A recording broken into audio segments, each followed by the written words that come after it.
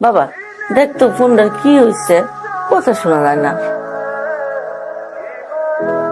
Speaker চলে গেছে মা, সমস্যা নেই, আজকে অফিস থেকে আসার সময় ফোন, স্মার্টফোন 20,000 টাকা নিয়ে আসতো, রাখতেছিলাম। 20,000 টাকা দিয়ে কি করবা? আমার সামনে বললাম না যে ফোন কিনে দিব। অনলাইনে কিছু জিনিস অর্ডার। বাবা তোর মার টেলিফোনটা আনছিস?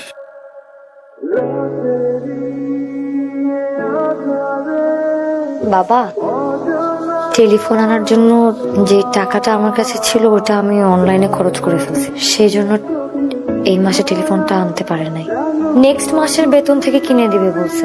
মা, আপনি ততদিন চাইলে আমার ফোনটা ইউজ করতে পারেন। সমস্যা নাই। আই শুনো, আমার ফোনে 500 টাকা ফ্লেক্সি করে দিও। আচ্ছা ঠিক আছে, সেবার তোর মায়ের ওষুধ তো শেষ হয়ে গেছে, তুই অফিস থেকে ফেরার সময় নিয়ে আসিস বাপ। ঠিক আছে। ঠিক আছে মানে তুমি ওষুধ আনবা কোথা থেকে? তোমার পকেটে 1 টাকাও আছে? আব্বা, ও তো এই মাসে বেতন পাইনি, ওর পকেটে 1 টাকাও নেই, কোথেকে ওষুধ আনবে বলেন? আসলে এই মাসের বেতন পাইনি। আব্বা, ফয়সালকে বলেন ও ওষুধগুলো এনে দিবে। ফয়সল তো তার মার মোবাইলে কিনে দিতে পারে না, টাকা নাই বলে। ঠিক আছে দেখি। কথা কথা টাকা মিশা কথা কেমনে কও? আজব একটা ভুন্দা লোক, একটা কথা না বললে সংসারে আয় উন্নতি হয়?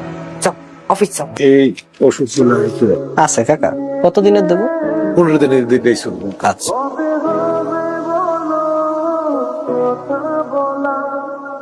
ওটা 2230 টাকা দাম হয়েছে। আমি ওই 2 দিন পরে এসে টাকাটা দিয়ে দেবো।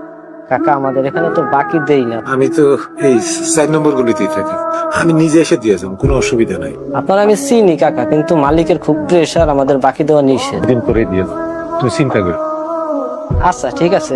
তুমি কে বাবা?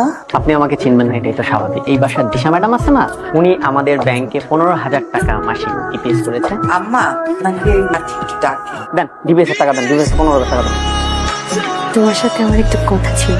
এইভাবে ভাড়া বাসায় আর কতদিন? আমি ভাবছি আমরা একটা ফ্ল্যাট নিব। না মানে এখন না, টাকা পয়সা জমায় তারপর একটা ফ্ল্যাট। আমার খরচ, তোমার খরচ। আব্বা আম্মাও একটু করে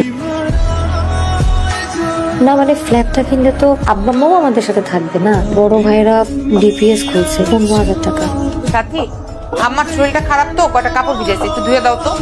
ভাবি, আমার তো আসলে একটু হাতে ব্যথা। মিথ্যা কথা বলো কেন? এই তো তুমি মোবাইল টিপতেছিলা, মোবাইল টিপার সময় হাত ব্যথা করে না? না সাথী কি হয়েছে? কিছু না। কি হয়েছে বলো? একটু হয় নাই। শোনো, আমি আর 1 মুহূর্ত এই বাড়িতে থাকবো না। এই মুহূর্তে তুমি আমাকে নিয়ে বের হয়ে যাবা। এই বাসা থাকবে না মানে কি হয়েছে? আমরা আর এই বাসায় থাকবো না। 2 দিনের মেয়ে আসতে পারো না, আমার মুখে মুখে তর্ক করে। এখান থেকে সরে গেলে আমাদের জন্য ভালো। এই একটা চান্স পাইছি, চলো আমরা বের হয়ে যাই। বাসা কিছু হয়েছে? আব্বা, সংসারটা তো অনেক বড় হয়েছে, ঘরের মধ্যে মানুষজনও বাড়ছে। আমি তাই সিদ্ধান্ত নিয়েছি, আমি আপনার বৌমারে নিয়ে আলাদা হতে চাই। কি বলতেছো তুমি এগুলো? তো মানুষ ঘরে কোথায়? আমরা যারা থাকার তারাই তো আছি না। তোমার যে টাকা দিতে বলছো মাসে, তা তো আমি দিচ্ছি না। কিন্তু তার বাহিরে আম্বার যা লাগে, আম্মার কি আম্মা আব্বা আমি দেই না, দেই না। তুই সকালে যাস, রাতে বাসায় ফির। তুই কি জানোস বউ যে আমার বউয়ের সাথে খারাপ ব্যবহার করছে? আমি ডিসিশন নিয়েছি, আমার ডিসিশন ফাইনাল ডিসিশন। ভাইয়া কথা শোনো, ভাইয়া সাথী আর ভাবির ভিতরে আমরা ভাইয়া ঢুকতেছি।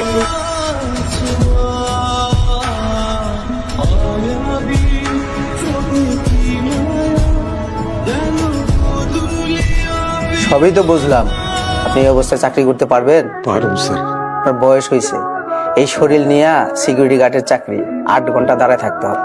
প্রথম হয়তো একটু কষ্ট এবং তারপরে অভ্যাস হয়ে যাবে। চাকরিটা আসলে আমার খুব দরকার। আপনার কি ছেলে মেয়ে নাই? আছে স্যার, আমার 2 ছেলে। আপনার ছেলে মেয়ে থাকলে আপনি চাকরি করতে আসবেন কেন? আসলে আমার ছেলেরা যে চাকরি করে তাতে ওদের সংসার চালাইতে তো কষ্ট হয়ে যায়। স্যার আপনি আমার চাকরিটা দেন, আমি যদি না পারি তারপর 2-4 দিন দেখে আপনি আমার বিদায় দিয়ে দেন। ঠিক আছে, তাহলে কালকে থেকে জয়েন করেন। কি রে তোরা কই যাস? বুঝ যায় মানে আব্বা, চলে যেতেছি। তুই যাইস না বাবা। আপনি দেখেন না যে ওই বউ ওর সাথে কেমন ব্যবহার করে? এইভাবে কি এই বাসাতে থাকা যায় না? আমি এই বাসাতে থাকবো না আব্বা, আমি গেলাম।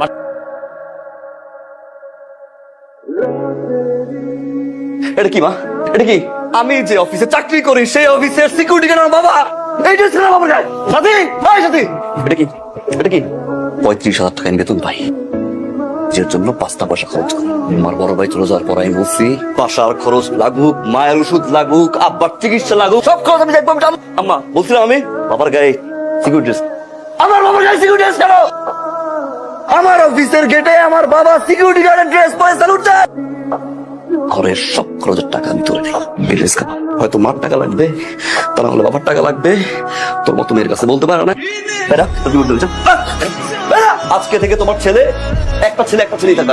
এই, বেড়া, বেড়া, বেড়া, বেড়া, বেড়া। আমি তোর বাপ, আমি এখনো মরি নাই। এই সংসারে যা কিছু হবে আমার সিদ্ধান্তই হবে। আমি অনেক বড় ভুল করে ফেলছি। আমি আপনার আর আমার অনেক অসম্মান করছি। আমাকে মাফ করে দেন, আপনি আমাকে মাফ করে দেন।